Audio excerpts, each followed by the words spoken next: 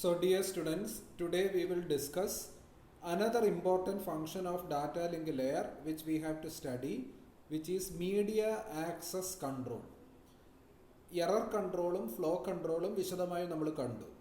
ഇനി ചില കമ്പ്യൂട്ടർ നെറ്റ്വർക്ക്സിൽ ഡാറ്റ ലിങ്ക് ലെയർ ചെയ്യേണ്ടതായിട്ടുള്ള ഒരു പ്രധാനപ്പെട്ട ഫംഗ്ഷനാണ് മീഡിയ ആക്സസ് കൺട്രോൾ എന്ന് പറയുന്ന ഫംഗ്ഷൻ. എന്താണ് മീഡിയ ആക്സസ് കൺട്രോൾ എന്ന് പരിശോധിക്കാം. The data link layer has two sub-layers in it. നമ്മൾ ഡാറ്റ ലിങ്ക് ലെയറിനെ കോമൺ ആയിട്ട് ഒരു ബ്ലോക്ക് ഡയഗ്രാം വെച്ചിട്ട് ആ 7 ലെയർ ആർക്കിടെക്ചറിനകത്ത് ഡാറ്റ ലിങ്ക് ലെയർ എന്ന് സൂചിപ്പിച്ചാണ് എക്സ്പ്ലെയിൻ ചെയ്തുകൊണ്ടിരുന്നത്. എന്നാൽ നമ്മൾ വിശദമായിട്ട് നോക്കിയാൽ ചില സിസ്റ്റത്തിനകത്ത് ഡാറ്റ ലിങ്ക് ലെയറിനെ സംബന്ധിച്ചിടത്തോളം 2 സബ് ലെയർ കൂടി ചേരുന്നതാണ് ഡാറ്റ ലിങ്ക് ലെയർ.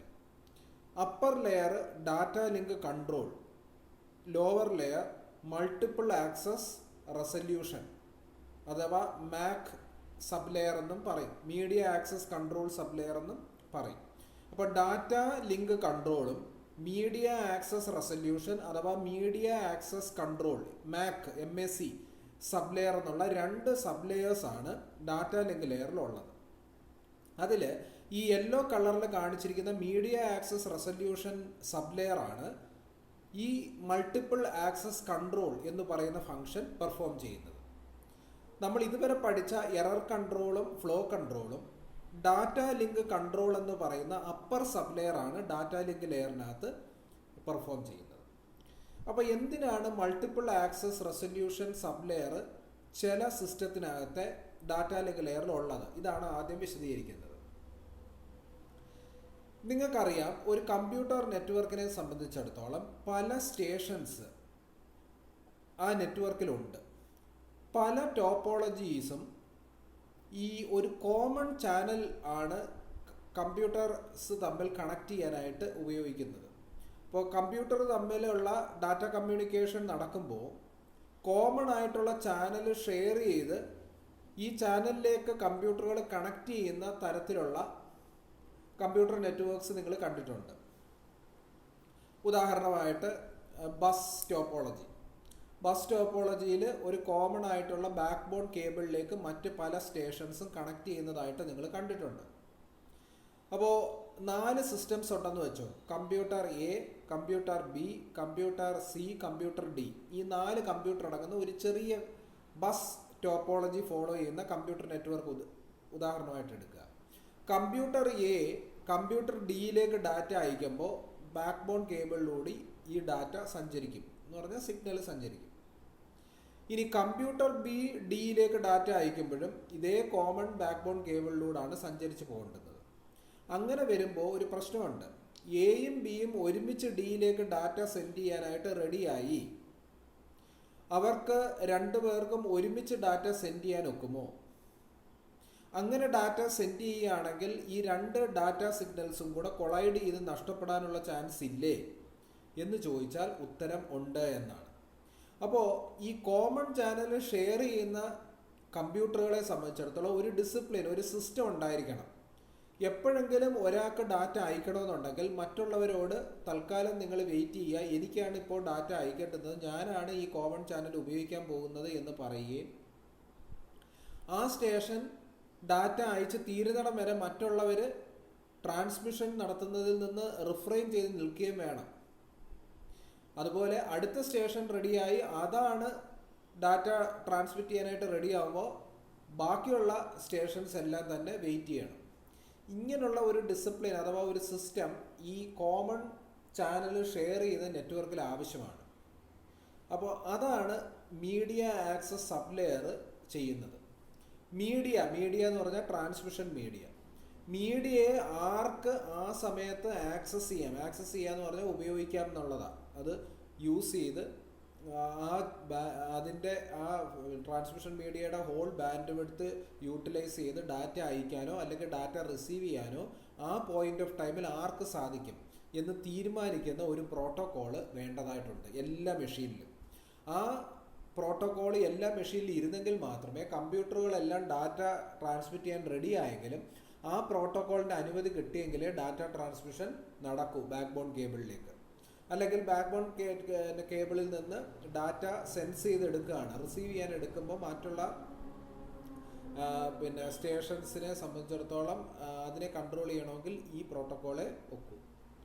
അപ്പോൾ multiple stations share common channel in most lands. പല ലാൻഡ്സിലും കോമൺ ചാനൽ ഷെയർ ചെയ്ത് കമ്പ്യൂട്ടേഴ്സ് കണക്ട് ചെയ്ത് ഡാറ്റ ട്രാൻസ്മിഷൻ നടത്തുന്ന നെറ്റ്വർക്കുകളാണ് വളരെ കൂടുതലായിട്ട് ഉപയോഗിക്കുന്നത്.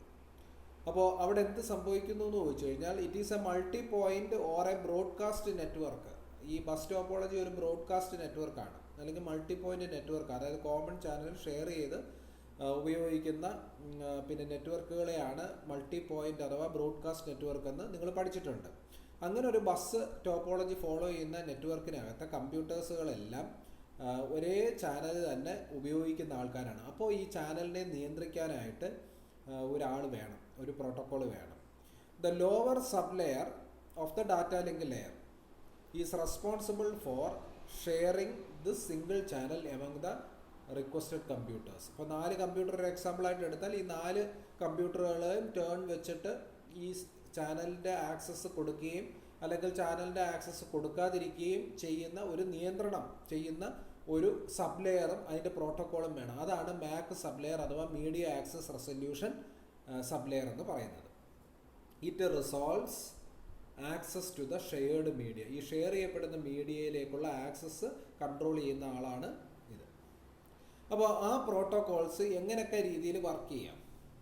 ഒന്നാമത്തെ മോഡ് എന്ന് പറയുന്നത് മീഡിയ ആക്സസ് കൺട്രോൾ നമ്മൾ പഠിക്കുമ്പോൾ റാൻഡം ആക്സസ് പ്രോട്ടോക്കോൾസിനെ കുറിച്ചാണ് ആദ്യം പഠിക്കുന്നത്. അതായത് മീഡിയ ആക്സസ് സബ് ലെയറിലെ പ്രോട്ടോക്കോൾസ് ആണ്, പക്ഷേ റാൻഡം ആക്സസ് എന്ന് പറയുന്ന ഒരു സംവിധാനത്തിൽ വർക്ക് ചെയ്യുന്ന മീഡിയ ആക്സസ് കൺട്രോൾ പ്രോട്ടോക്കോൾസ് ആണ് ആദ്യം നമ്മൾ ഡീൽ ചെയ്യാൻ പോകുന്നത്. In random access method or contention method എന്ന് വിളിക്കും.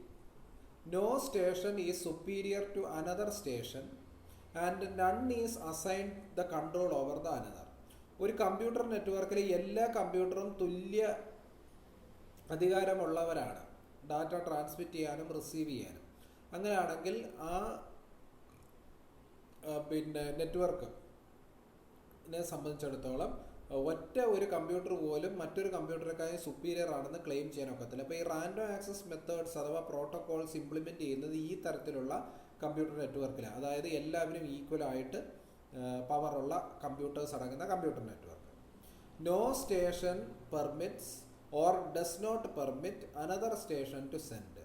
അതായത് ഞാൻ പറഞ്ഞല്ലോ ABCD എന്ന് പറഞ്ഞ 4 കമ്പ്യൂട്ടറുള്ള ഒരു ബ്രോഡ്കാസ്റ്റ് നെറ്റ്വർക്ക് എടുത്താൽ ഒരു കാരണവശാലും BA CA DA ഡാറ്റ അയക്കാനോ അല്ലെങ്കിൽ ഡാറ്റയെ പെർമിറ്റ് ചെയ്യാതിരിക്കാനോ ഒക്കെയുള്ള ശ്രമം നടത്താത്ത ഒരു സംവിധാനം. ഓക്കെ, അതാണ് ഈ റാൻഡം ആക്സസ് പ്രോട്ടോക്കോൾ ഇംപ്ലിമെൻറ്റ് ചെയ്യുന്ന നെറ്റ്വർക്ക് എന്ന് പറയുന്നത്.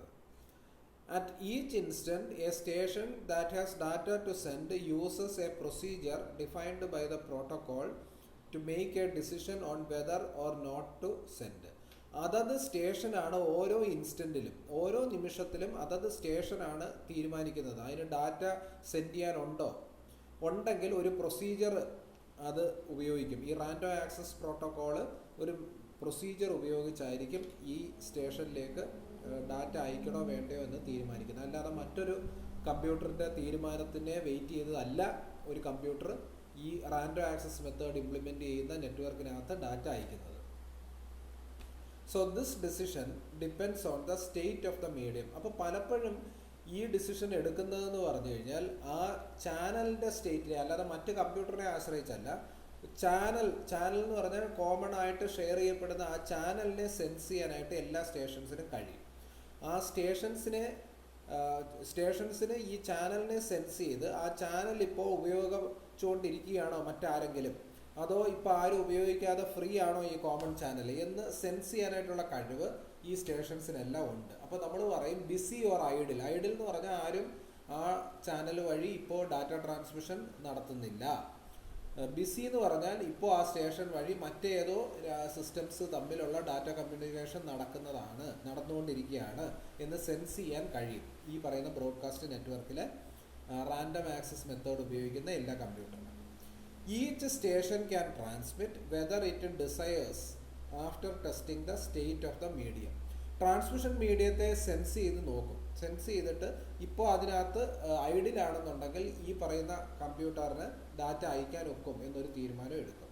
ഐഡിലാണ് എങ്കിൽ ഡാറ്റ അയക്കും, ബിസി ആണെങ്കിൽ തൽക്കാലത്തേക്ക് ഡാറ്റ അയക്കാതെ അത് മാറി നിൽക്കും. അത് ചാനലിനെ ഉപയോഗിച്ച്, അതാണ് റാൻഡം ആക്സസ് പ്രോട്ടോക്കോളിൻ്റെ പ്രത്യേകത. ഇനി if more than one station transmit at the same time, അത് നടക്കുമല്ലോ. ചാനൽ 2 സ്റ്റേഷൻസ് ഒരുമിച്ച് ചാനൽ സെൻസ് ചെയ്യുക. 2 പേരും ഒരുമിച്ച് സെൻസ് ചെയ്യുമ്പോൾ ഈ ചാനൽ ഐഡിലാണെന്ന് മനസ്സിലാക്കും. ഐഡിലാണെന്ന് പറഞ്ഞാൽ ആരും ഉപയോഗിക്കുന്നില്ല. അപ്പോൾ 2 പേരും സൈമിൾട്ടേനിയസ് ആയിട്ട് സെൻസ് ചെയ്യുന്നു, സൈമിൾട്ടേനിയസ് ആയിട്ട് തീരുമാനം എടുക്കുവാണ്. എന്താണ്? ചാനൽ ഐഡിലാണ്, അപ്പോൾ നമുക്ക് ഡാറ്റ അയക്കാം. അപ്പോൾ അവർ ഡാറ്റ അയക്കും. ഡാറ്റ അയച്ചാൽ എന്ത് സംഭവിക്കും? ഒരേ സമയത്ത് 2 stations it will result in collision. Same ടൈമിൽ ഡാറ്റ അയച്ചാൽ ഈ സിഗ്നൽസ് തമ്മിൽ കൊളൈഡ് ചെയ്ത് നഷ്ടപ്പെടും, ഫ്രെയിംസ് നഷ്ടപ്പെടാനുള്ള ചാൻസസ് ഉണ്ട്. അതാണ് റാൻഡം ആക്സസ് മെത്തേഡിനകത്ത് കമ്പ്യൂട്ടറുകൾക്കുണ്ടാകുന്ന ഒരു ഡിസഡ്വാൻറ്റേജ്.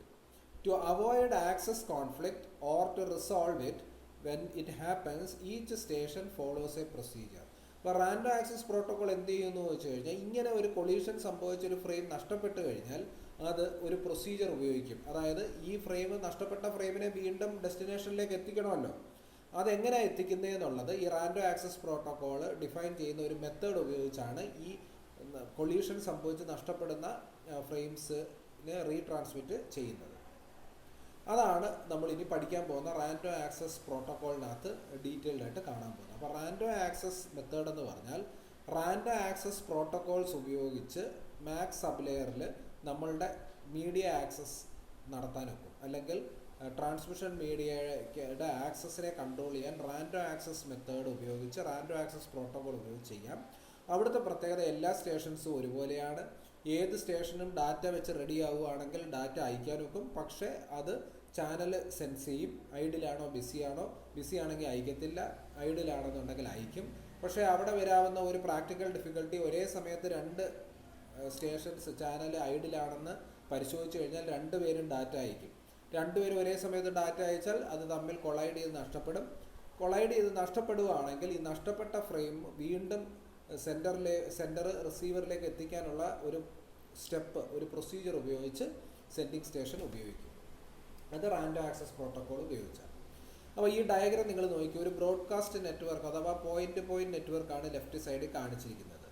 അവിടെ നോഡ് അഥവാ സ്റ്റേഷൻ 3 കമ്പ്യൂട്ടറുള്ള മെയിൻ ഫ്രെയിമിനകത്ത് കണക്ട് ചെയ്തിരിക്കുന്ന ഒരു സിസ്റ്റമാണ്, ഒരു നെറ്റ്വർക്കാണ് കാണിച്ചിരിക്കുന്നത്. Okay, backbone cable black ആയിട്ട് മിഡിലിൽ തിക്കായിട്ട് കാണിച്ചിരിക്കുന്നു. അതിലേക്ക് കണക്ട് ചെയ്തിരിക്കുന്ന കണക്റ്റേഴ്സാണ് റോസ് കളറിൽ കാണിച്ചിരിക്കുന്നത്. അങ്ങനെ 3 കമ്പ്യൂട്ടർ. ഇപ്പം random access protocols are applicable in this type of network which are broadcast in nature. Stations are connected to a shared channel, usually a dedicated medium. ഒരു ഡെഡിക്കേറ്റഡ് ആയിട്ടുള്ള ബാക്ക് ബോൺ കേബിളിലേക്കാണ് connect ചെയ്യുന്നത്.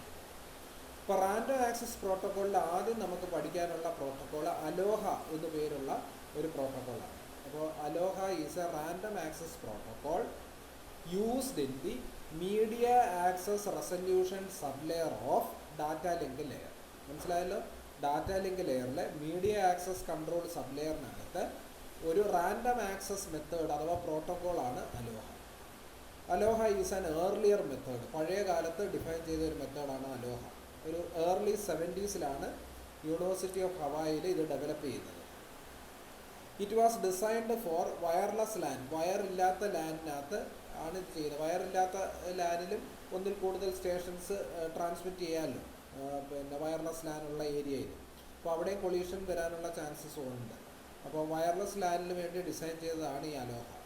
It can be used on any shared medium. ഏത് shared മീഡിയത്തിൽ, കേബിളിനകത്തും shared medium cable ആണെങ്കിൽ അതിലും applicable ആണ്.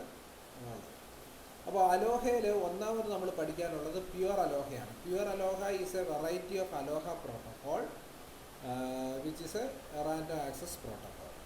The original ALOHA protocol is called pure ALOHA. ആദ്യത്തെ അലോഹ പ്രോട്ടോകോൾ പ്യുവർ അലോഹ എന്നറിയപ്പെടും. It is a simple and elegant protocol. The protocol allows each station to send a frame whenever it is ready with a frame to send. എപ്പോഴെങ്കിലും ഒരു സ്റ്റേഷന് ഒരു data frame അയക്കാനായിട്ട് താല്പര്യമുണ്ടെങ്കിൽ ready ആയിട്ട് ഇരിക്കുകയാണെങ്കിൽ അതിന് യഥേഷ്ടം എന്ത് ചെയ്യാനൊക്കും, ഡാറ്റ അയക്കാനൊക്കും. ചാനലിനെ ഒന്നും നോക്കുന്നില്ല, ജസ്റ്റ് അയക്കുകയാണ് പ്യുവർ അലോഹയിൽ. അപ്പോൾ എന്ത് സംഭവിക്കും, ഒരു നോട്ടവും ഇല്ലാതെ റെഡിയാവുന്ന ഫ്രെയിമിനെ അപ്പടി തന്നെ ഈ സ്റ്റേഷൻ പ്യുവർ അലോഹ പ്രോട്ടോക്കോൾ അനുവദിക്കുകയാണെങ്കിൽ there is a chance that collisions occur. ഈ നോട്ടമൊന്നും ഇല്ലാതെ റെഡിയാവുന്ന സ്റ്റേഷൻസ് എല്ലാം ഫ്രെയിംസ് അയച്ചാൽ കൊളീഷൻ ഒക്കർ ചെയ്യാനുള്ള ചാൻസ് കൂടുതലാണ്. കൊളീഷൻ ഒക്കർ ചെയ്യുക തന്നെ ചെയ്യും. Between the stations collision occurs. അപ്പോൾ ഇവിടെ ഒരു എക്സാമ്പിളായിട്ട് കാണിച്ചിരിക്കുന്നത് 4 സ്റ്റേഷൻസ് ഉള്ള ഒരു കമ്പ്യൂട്ടർ നെറ്റ്വർക്ക്. കമ്പ്യൂട്ടർ 1 അഥവാ സ്റ്റേഷൻ 1 നോക്കി ഫ്രെയിം 1.1 ആദ്യമായിട്ട് അയക്കും. അതായത് ഫ്രെയിം 1.1 എന്ന് പറഞ്ഞാൽ ഒന്നാമത്തെ കമ്പ്യൂട്ടറിൽ നിന്ന് ഉത്ഭവിക്കുന്ന ഒന്നാമത്തെ ഫ്രെയിം എന്നുള്ളതാണ് 1.1. ഒന്നാമത്തെ കമ്പ്യൂട്ടറിലെ രണ്ടാമത്തെ ഫ്രെയിമിനെ 1.2, മൂന്നാമത്തെ ഫ്രെയിമിനെ ഫ്രെയിം 1.3 എന്ന് നമ്മൾ വിളിക്കും. ഇനി 2 എന്ന് പറയുന്ന സ്റ്റേഷൻ ആണെങ്കിൽ അല്ലെങ്കിൽ കമ്പ്യൂട്ടർ ആണെങ്കിൽ നമ്മൾ ഫ്രെയിം 2.1, 2.2, 2.3 എന്ന് രേഖപ്പെടുത്തും. ഇവിടെ ഓരോ ടൈമിൽ പിന്നെ റെഡി ആയിട്ടുള്ള ഡാറ്റ ഫ്രെയിംസിനെയാണ് ഈ ഗ്രാഫിക് കാണിച്ചിരിക്കുന്നത്. അപ്പം അടിവശത്ത് ടൈമാണ് വരച്ചിരിക്കുന്നത്. അപ്പോൾ നിങ്ങൾ നോക്കിക്കേ, സ്റ്റേഷൻ 1, 2, 3, 4 ടൈം ഇങ്ങനെ നീണ്ടു വരുമ്പോൾ ആദ്യം സ്റ്റേഷൻ 1-നാണ് ഫ്രെയിം റെഡി ആയത്, അത് ഡാറ്റ ഫ്രെയിമിനെ അയക്കുന്നു. അപ്പോൾ കൊളീഷനൊന്നും സംഭവിക്കത്തില്ല. കാരണം നിങ്ങൾ ഈ ഡയഗ്രത്തിൽ നോക്കിക്കഴിഞ്ഞാൽ അതിനെ ഓവർലാപ്പ് ചെയ്യുന്ന ഒന്നും 2-ലോ 3-ലോ 4-ലോ ഒന്നും പുറപ്പെടുന്നില്ല. അപ്പോൾ ഫ്രെയിം 1 അവിടെ എത്താനുള്ള ചാൻസസ് ഉണ്ട്. ഇനി അടുത്തത് നോക്കിക്കേ, ഫ്രെയിം 3.1 ആണ് അടുത്തതായിട്ട് റെഡിയാകുന്നത്. സ്റ്റേഷൻ 3-യുടെ ഒരു പച്ച ഫ്രെയിം കണ്ടോ, അതാണ് അടുത്തതായിട്ട് റെഡിയാകുന്നത്.